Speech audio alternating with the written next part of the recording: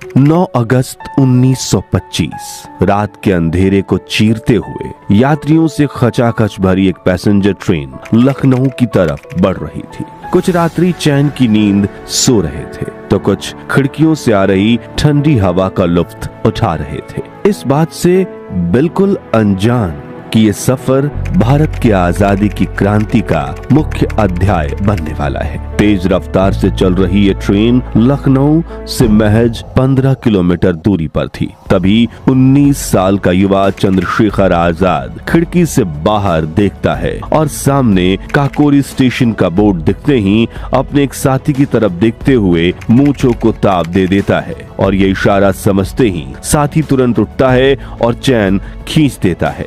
अचानक से ट्रेन झटके से रुक जाती है और यात्री चौंक कर एक दूसरे को देखने लगते हैं, लेकिन कोई कुछ कर पाता उससे पहले ही ट्रेन में अलग अलग सीटों से 10 यात्री खड़े हो जाते हैं और हाथ में पिस्तौल लेकर जोर से चिल्लाते हैं, कोई अपनी जगह से हिलने की कोशिश नहीं करेगा।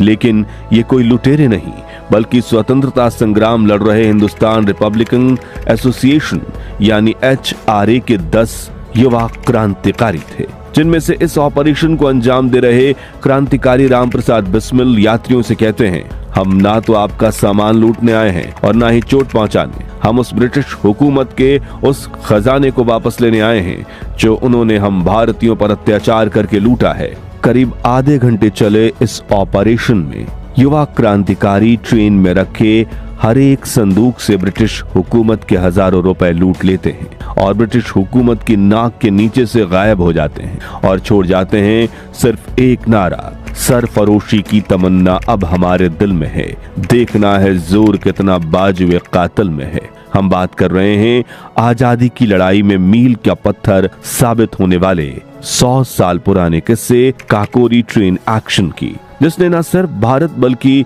इंग्लैंड में भी ब्रिटिश राज का तख्ता पलट दिया था। लेकिन इतने बड़े ऑपरेशन को अंजाम देने के बाद ये क्रांतिकारी पकड़े क्यों गए? क्या HRA के किसी क्रांतिकारी ने गद्दारी की थी? और कैसे हुआ था काकोरी कांड? जानने से पहले हर भारतीय वीडियो को लाइक करके कमेंट बॉक्स में जय हिंद का नारा जरूर लगा दीजिए। 1925 आते आते आजादी की लड़ाई लड़ रहे क्रांतिकारियों की माली हालत खराब हो चुकी थी और वो पाई पाई के मोहताज हो चुके थे। किसी के पास साबुत कपड़े तक नहीं थे, उन पर काफी कर्ज चढ़ चुका था और अंग्रेजों के खिलाफ जंग के लिए कलम, अखबार, हथियार और यात्रा करने के लिए भी पैसे नहीं थे। ऐसा ही एक संगठन था हिंदुस्तान रिपब्लिक एसोसिएशन, जिसकी शुरुआत 1924 में राम प्रसाद बिस्मिल ने की थी।